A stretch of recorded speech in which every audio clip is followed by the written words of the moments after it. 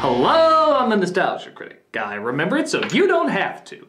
Well, as a lot of you know, last week I did a top 11 list of the worst Avatar episodes, with the understanding there's really no such thing as a bad Avatar episode, just some that aren't as good as others. Well, this week I'm going from the worst of the best to the best of the best. Avatar is one of the most amazing shows ever put on the air. Its story is intriguing, its characters lovable, its message is thought-provoking, its philosophy enlightening, and its animation incredible. So as you'd imagine, finding the absolute best of this series is no easy task. There are so many great episodes with so many great moments. But we're here to discriminate for the best, and that's exactly what we're gonna do. So let's not waste any time and take a look at the top 11 best episodes. Why top 11? Because I like to go one step beyond. So, sit back and enjoy the top 11... What the fuck?!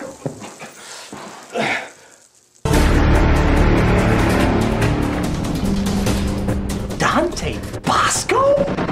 You have dishonored the franchise and so have dishonored me. The time has come to reclaim my honor. You dishonorably dishonored me with my honorably honoring my honorable honor. Okay, I have no idea what you just said right now. Don't worry, you'll feel it.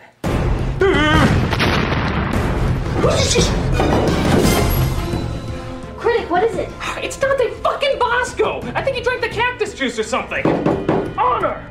He thinks he's one of the characters from Avatar. Go dress in the appropriate attire. Maybe we can distract him. Right. Look, it's okay. I'm doing a top 11 best Avatar episodes. You don't deserve the chance. Okay, look, maybe we can come to a compromise. I can give you a really glowing review and take the lead.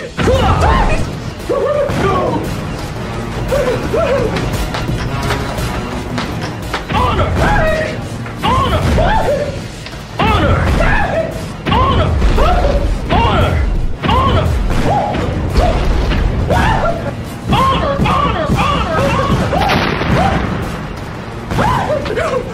Halt! It's time to fight fire with fire, and Sokka knows how to do it. Arrgh! And us lost boys have to stick together! Tamara, that's not Avatar. That's Hook. And why are you talking like a pirate? Why do the pirates talk like pirates? Oh. Now you need to try harder. I want you to go home, do some research, keep me updated on your progress, okay? Okay. All right, buddy, it's time to show you who's boss. Well, we'll show you who's boss, right?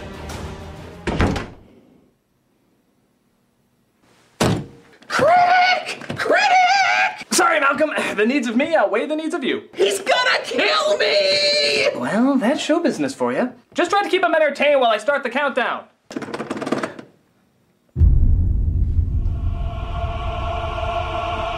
Bangarang! While they're lollygagging out there, why don't we go ahead and start the top 11 best Avatar episodes?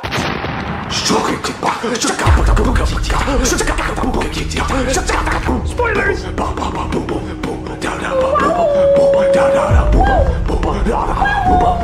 Number 11. The Ember Island Players. The irony is, I was almost one step away from putting this on the worst episodes list, because in many respects, it has little to do with anything. Team Avatar sees the Fire Nation is putting on a play of their travels, and, even though it's phenomenally dangerous, they decide to check it out. What follows is a theatrical interpretation of their adventures, only it's done from an incredibly biased and exaggerated angle, pissing all of them off. My stomach is so empty that it's making me tear bend. This is pathetic. There are one or two moments of emotional exposition, but for the most part, it's just watching the play. As an episode, little happens, but as a series recap that actually works its way into the show itself, it's actually friggin' brilliant. It's explaining everything that's happened on the show except with a comedic edge, making fun of theatrical tropes, story tropes, and even their own character tropes. Katara, for example, is too inspiringly emotional. We cannot give up hope. Well, that's just silly. I don't sound like that. Toph is a giant male Neanderthal. I release a sonic wave from my mouth. And Zuko is always too much of an angsty sourpuss. Let's forget about the Avatar and get massages. How could you say that? I think of all the other shows that do series recaps, and they're usually just clipped shows or something separate that just has a narrator telling you what happened. But they decide to take it in a different direction, actually incorporating it into the story. Truth be told, I can't think of any other show that has ever done that, at least in this clever a way. It incorporates the character's reaction to the whole thing, not just their own adventures, but to the villain's interpretation of their adventures, and their satire of both Broadway and movie styles. In fact, could this be interpreted as the character's reaction to the Last Airbender movie? That wasn't a good play. No kidding. Horrible. You said it. But the effects were decent. This may not be the most important or dramatic of the episodes, but it is one of the most clever and funny. And on that level, it definitely deserves the number 11 spot. So far, this intermission is the best part of the play.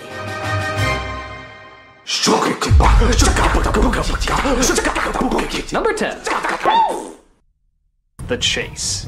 This one is very similar to The Drill, where most of the episode is just one big action sequence. But the reason I put this one over The Drill is not only is the action sequence really intense and brilliantly planned out, but it also allows for character interactions you wouldn't normally see.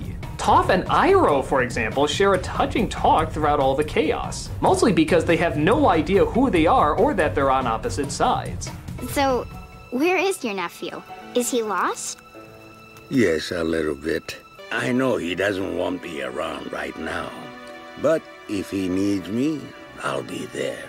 It's a really unique, relaxing moment among super extreme, intense panicking. Zuko fights Aang, Aang fights Azula, Azula fights Zuko. It's a Mexican standoff of all the coolest combinations you could think of. You just feel so sorry for our heroes in this one. All they want to do is get a good night's rest, but Azula's posse is constantly on their back, never letting up. This not only adds to the suspense, but also just what an all-around kick-ass villain Azula really is. She's a fucking machine of evil, and she makes sure everybody knows it. Nothing seems to slow her down. The intensity just keeps going and going and going and getting more and more insane and crazy. It's just a huge rush. By the time it's over, you feel like you need a nap, which is exactly how the episode ends. While certainly not devoid of story or character, sometimes the best way to sympathize with your hero is just to put them in the middle of what they're going through. To feel that racing heartbeat, to feel that running out of breath. And in this one, you feel every second of that panic. The fighting's great, the layout's great, the characters are great. It'll make sure you sleep damn well after watching it. So what's our plan? Don't know. Too tired to think. Number 9. The Firebending Masters. After Zuko joins the team, he agrees to finish Aang's firebending training. The problem is Zuko's bending has gone downhill because he doesn't have the range he used to. So they have to travel to the original source. The closest thing they have is a civilization thousands of years old known as the Sun Warriors. The ancient ruins, however, have a lot of tricky booby traps that indicate something is still kicking. Sure enough, not only are there still people living out there, but holy shit, motherfucking dragons. Fuck Game of Thrones, this is the first one that dropped the dragon bomb. These are the masters. Still think we can take them? Shh. I never said that. However, just like in Game of Thrones, the reaction is exactly the same. You simply can't believe they exist in this world. You think you have a grasp of how it works because you identify with the characters so much and how they have a grasp on the world. So when they're surprised to see these things are still alive, you're just as shocked. On top of that, the episode does great at not only explaining how bending is an extension of oneself, but showing it. When inside the dragon's fire, they see various colors they didn't even know fire could make. It's the equivalent of going through the Stargate in 2001. It's beautiful and otherworldly.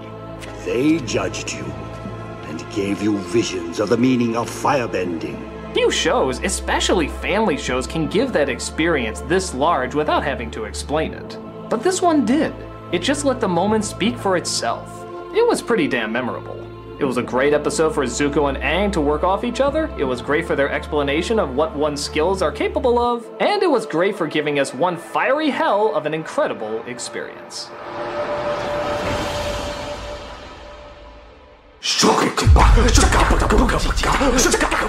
Number 8.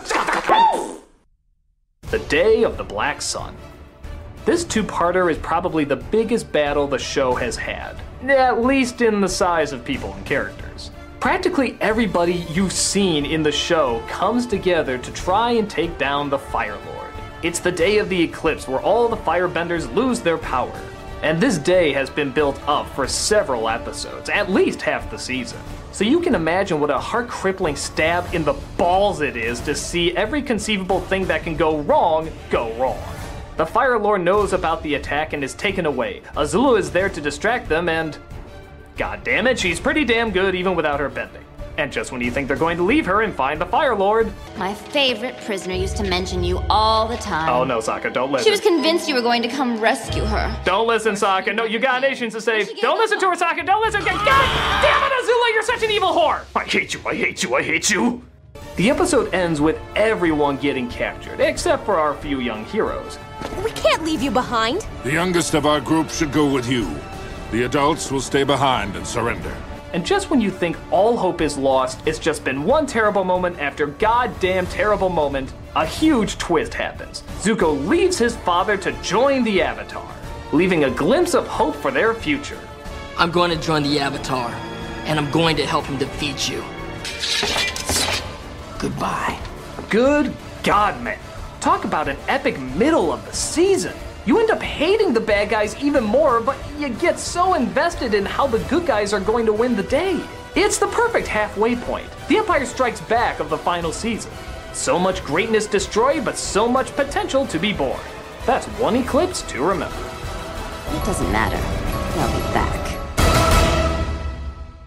Critic, it's okay. I took care of Basco. Oh, hey, great! I knew you could take him yourself. But wait, where's Malcolm? Damn it, Malcolm! I can't believe you broke under pressure! Sorry, I was weak. You just can't get good help. Ah! Your aiming sucks!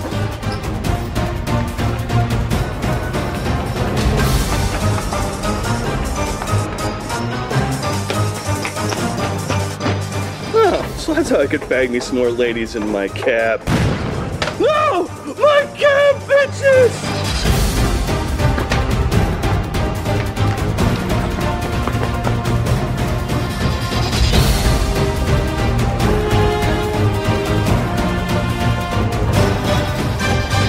There's got to be something connected to firebending around here.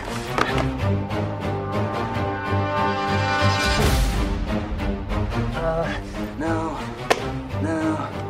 Ah! Here we go! Woo! Honor! Hold it!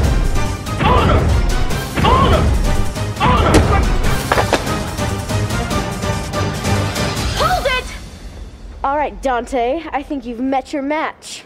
No, Tamara, it's the wrong costume again. No, but I'm a ninja. No, it doesn't matter. We have a theme going, and we need to stick to the theme, understand?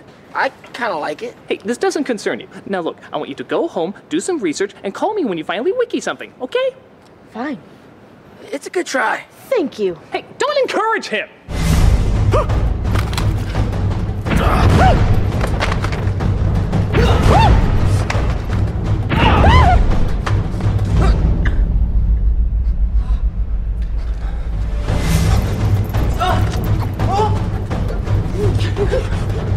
You man! You stupid man! Here, pick fast!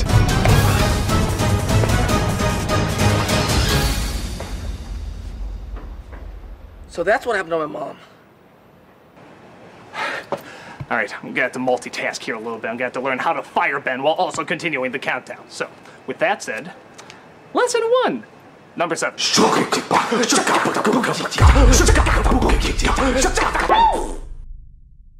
Zuko alone. Leaving his uncle Iroh, Zuko travels to the middle of nowhere on his own to discover his true path. Isolated from everyone who knows him, he befriends a small family who he constantly saves from a group of psychotic bullies. While doing this, we get flashbacks to a time when Zuko actually had a family, a happy one even. He tries to remember what it's like to belong with someone who loves you. These are dual swords. Don't think of them as separate, because they're not. I think you'd really like my brother Sensu. He used to show me stuff like this all the time. Only to find the past will never fully let him go, especially when people discover who you are. Not a step closer. It's yours. You should have it. No, I hate you. Look at that. He saves this kid's ass trying to start over and be good again, but as soon as it's revealed he's the Fire Prince, he's an outcast once more. Fucking A, man. This whole episode is like a movie Clint Eastwood would direct. You know, the ones where you see someone get shit on and in the end you just say, life sucks. But I mean that in a good way. The classic sort of Greek tragedy way. It's soaked in the poignancy and the sadness of the character. It's like something out of Frankenstein or a gothic novel. The journey of one who's truly lost and society may deem should never be found, showing once again how the redeemable are not so easily redeemed, if even at all. You just feel so sorry for this kid. You know he's the villain, but you just want life to cut him a break for once. Well, a break that doesn't emotionally kick his ass in the end. Of course we know things would eventually come full circle for him, but in this episode, only the lost walk alone.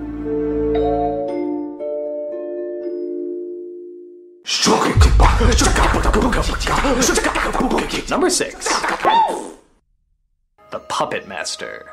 I'm sure for years fans have asked the question why waterbenders can't bend the human body, seeing how it's mostly made out of water. Well, the writers decided to give an episode right out of a Halloween story.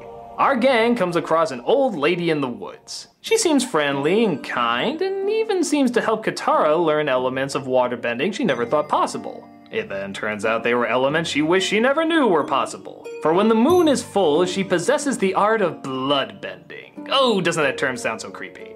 The art of bending a person to your every whim. She uses it to torture civilians and force them to rot away in a cave. And it's up to Katara to decide whether or not she should use this unnatural power to save her friends or to deny something so evil in its design. Once you perfect this technique, you can control anything or anyone. That's Tress MacNeille, the voice of Dot, giving one hell of a creepy performance. Understanding clearly why she's become this way, but also realizing she's transforming into something truly disturbed. The idea of controlling another's body doesn't seem that scary compared to other things in life, but the way they animate and describe it, it's almost like being possessed by a demon. Hell, you could almost argue that's what it is. It's just so unsettling. I've never felt more alive. The shadows are heavy, the angles twisted, and the atmosphere dark. It's a perfect episode to watch when you want to get your blood tingling.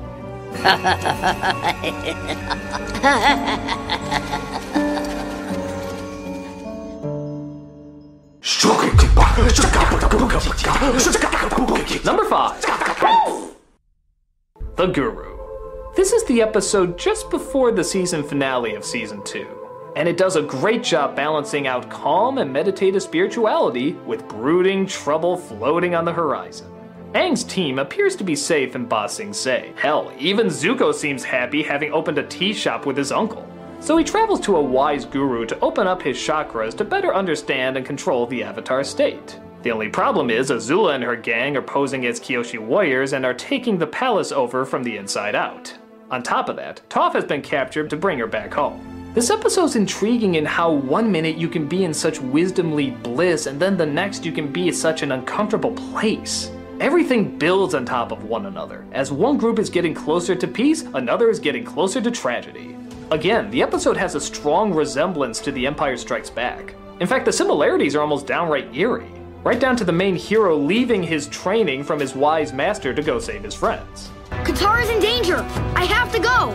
If you leave now, you won't be able to go into the Avatar state at all! But like most great stories, it doesn't feel like a ripoff, more like an understanding of when and where to put the most perilous moments. And the best thing is, the person who achieves victory at the end of this isn't one of the people we focused on throughout most of the story. It's not Aang, Azula, or even Iroh and Zuko. It's Toph, who has spent all her time locked in a metal box learning how to friggin' metal bend. Something that's never been done before. I am the greatest earthbender in the world! Don't you two dunderheads ever forget it! So, even though the whole episode is just building to the next one, it still has an amazing resolution for one of our characters. Still giving us a self-contained uplifting ending, while also delivering a creepy cliffhanger. Again, keeping in the bizarre mix of the episode's tone. Whether mindful enlightenment or dreaded anticipation, this episode knew how to get us excited for what was coming next. This can't be good news. Aha! I think I got it! What an engaging read. All right, you Filipino Benjamin Button, face the power of my firebending!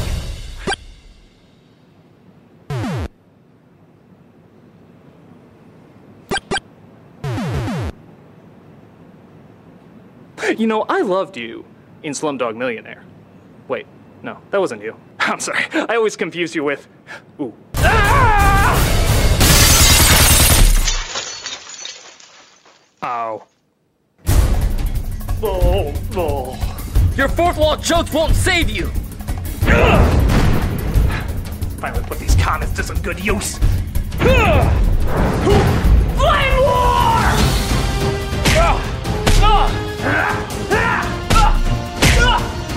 Uh-oh, I'm out of ammo. Joss Whedon is overrated!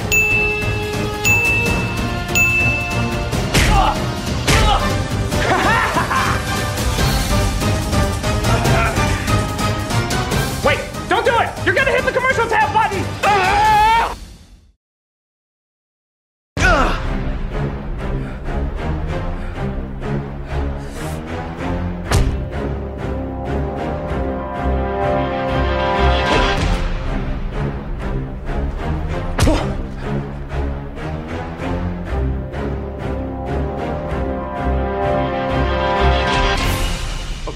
Number fucking 4.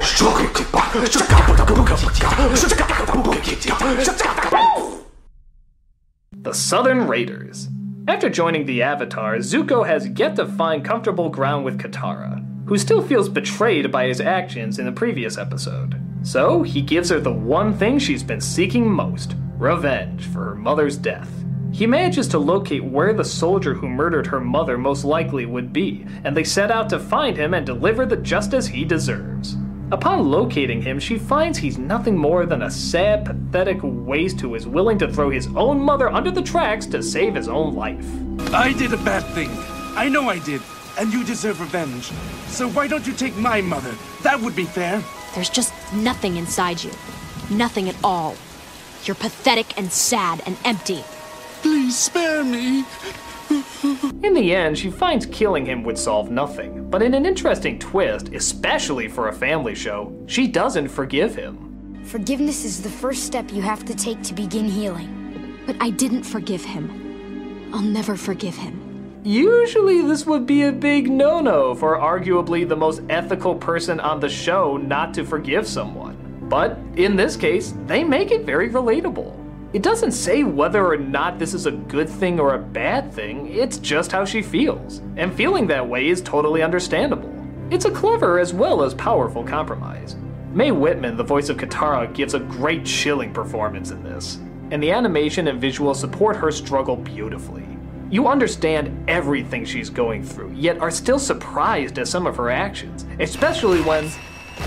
Oh my god, she's bloodbending. She's fucking bloodbending. Holy shit, we had a whole episode about this. You're not supposed to do that. Oh my god, this shit is getting real. Fuck. This is also a great moment in seeing Katara and Zuko finally come together. And not in that way. Sheesh, what's wrong with you people? He's got the emo goth chick. They'll be happily miserable together. I'm never happy. It's powerful, it's emotional, it's the perfect way to follow through on years of bad blood.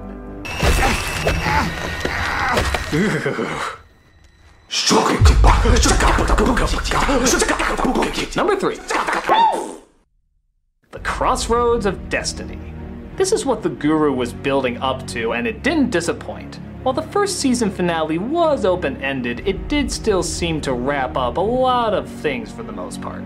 The season 2 finale, however, leaves everything in shambles, with big surprises popping up, hardcore action scenes, and pretty much the destruction of everything our heroes were supposed to protect. Azula puts her plan into motion to seize the city of Ba Sing Se by manipulating the leader of the guards, leading to possibly my favorite Azula line of all time. You've beaten me at my own game. Don't flatter yourself. You were never even a player. Oh, God, what a bitch. She's so fucking awesome. She also captured Aang's friends as well as Zuko and Iroh, giving Zuko the option to come back home if he agrees to destroy the Avatar with her. Well, Zuko seems so happy with his tea shop and his uncle, surely he won. Oh no, Zuko! No, Zuko, you're not supposed to do that! You're not supposed to do that, Zuko! Come on, you were happy! You smiled! Fuck, look, you smiled! That never happens! Why are you doing this? Zuko, no! You're giving up Jasmine! isn't that Zuko made the switch, it's that he betrayed his uncle. His damn uncle who was with him through thick and thin. The guy who never gave up on him, even though he took him for granted so many times. What the backstabbing hell? And just when you think things couldn't possibly get any worse, Aang is told that if he's killed in the Avatar state, the Avatars will never be reborn again. And what ends up happening? If I could borrow from my Chris Tucker folder here. Oh, hell no, that did not just happen. That did not just happen. No, wake up, Aang. Wake up, Aang. No, this is bullshit. You were the last airbender. You were the last Avatar. No, wake up. Wake the fuck up, Aang. No, this ain't happening. This ain't happening. Drink some jasmine tea, Aang. Jasmine tea! Now, of course, Katara saves him by bringing him back to life, but dude, for a second, we thought the Avatar cycle was dead. That was a pretty damn scary moment there. So, we leave on a note where not only are the heroes beaten and torn, but the villains have taken over even more land, the possible ally has turned back into a villain, and they are hunted more now than they have ever been throughout the entire series. Damn, that is harsh. This show knows how to do a good cliffhanger. You had to wait a whole year until you figured out where this was going next. It was cruel, it was sick, it was friggin' awesome. Yeah, it had us by the balls, but we were just too damn curious to see where the hell they were gonna take it. The Earth Kingdom has fallen.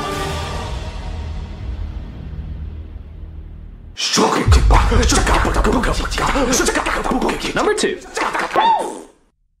The Storm.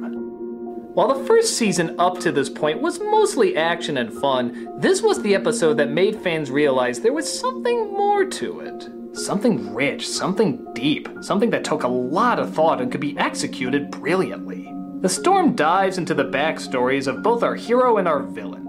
Both are told around the fireplace during a thunderous rampage outside. The perfect setting for talk of epic tragedies. Aang reveals how he was told he was going to be the Avatar, and how he ran away knowing he would have the weight of the world on his shoulders most likely during a time of war and death. Iroh tells us Zuko's backstory, about how he was a well-meaning young man who called out the motives of a general which resulted in a duel. A duel, he didn't know at the time, that was against his father.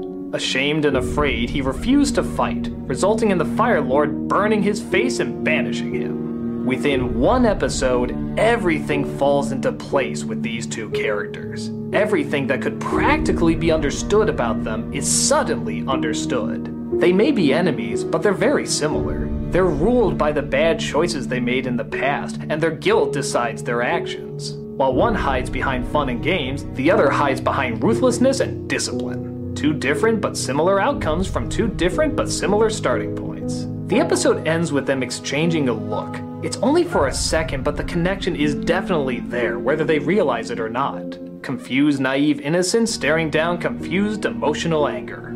It's a chilling moment, and one of the show's best. This was the point for many when they realized this wasn't just a smart cartoon show, this was something that could leave an impact. Something that had a plan, something we were feeling more and more was in outstanding, downright genius hands. We became confident in where it was going, and we couldn't wait to see where it was going. It was exciting, it was new. It was a totally different turn that the show hadn't taken before, and it only got us more excited to see what was coming next.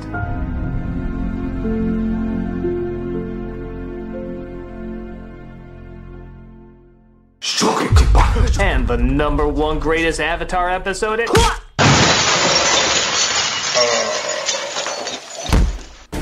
Prepare to meet the great Melon Lord in the sky. Oh, how the hell can my body take so much abuse? Wait a minute, Dante. I only have one episode left. The greatest Avatar episode of all time.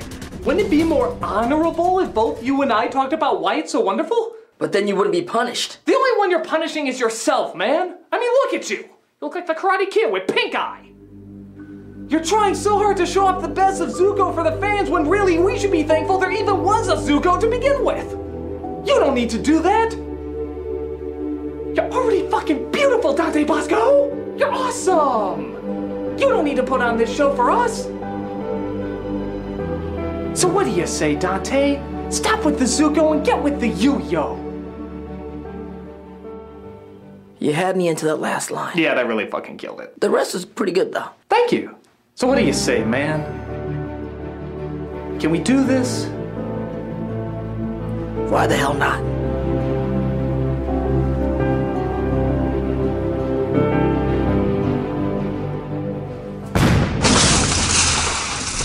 The number 1 Avatar episode is...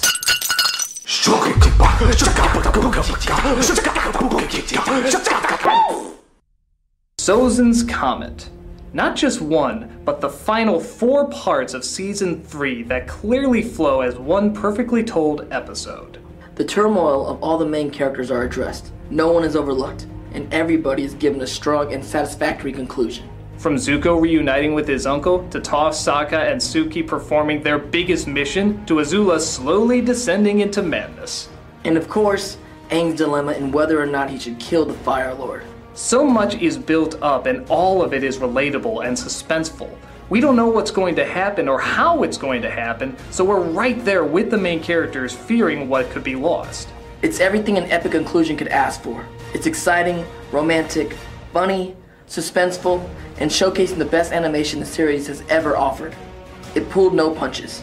With that said, there were some people that had some issues with the climax. For example, some people didn't like how it was Katara and Azula who finished the final battle as opposed to Zuko and Azula. But remember that Azula cheated in trying to harm Katara, which is very fitting of her character and her deteriorating mental state. Zuko still fought honorably, making his sacrifice, allowing Katara to give Azula what she deserved. Some also take issue that Aang's defeat of the Fire Lord is a bit of a deus ex machina and didn't teach any tactical lessons. But the show is not just about teaching morals, it's about spiritual understanding, reinforcing a philosophy that as bad as things get, even over a long period of time, balance will eventually take shape again. Aang's choice does almost consume him, and in the end, he had to find another route that nobody thought possible. He crossed over and created an alternative that wasn't even on the table, as if the world was so out of balance that this was inevitable. Yet, it was still Aang's choice and risking of his life that made the transition possible. Only one question was unanswered. Where is my mother? Now available wherever good books are sold. It's an engaging read. But aside from that, everybody gets the ending most wanted to see for their favorite characters. Nobody's left out. Everyone is given the most fitting ending that the show could give. You felt like you watched something not only massive, but important. And in a medium where TV shows so often either go too long or end on a bad note, Avatar stayed just as long as it needed and ended on the absolute perfect note possible. The size, weight, and passion are all there. Everything the show was building up to felt perfectly delivered. This episode, more than any other, made us realize this wasn't just a show. It was an experience. An experience none of those who watched and loved it will ever forget.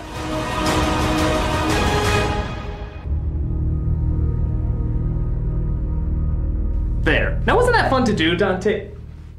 Dante? Yep, I admit I was spending too much time focusing on being Zuko, instead of focusing on what's really important.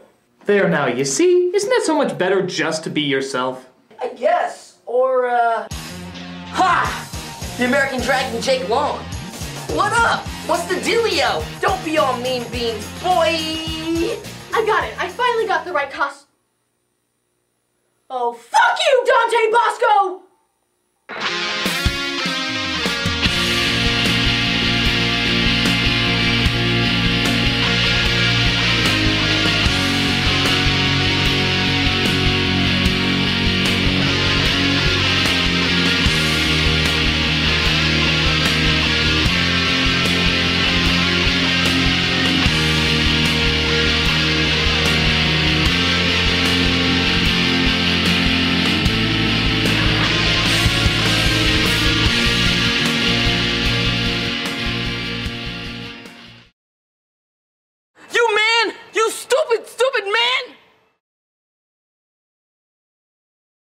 Hey guys, Doug Walker here. Well, we just shot the game show. It went great, so that means we're looking for yet another batch of contestants.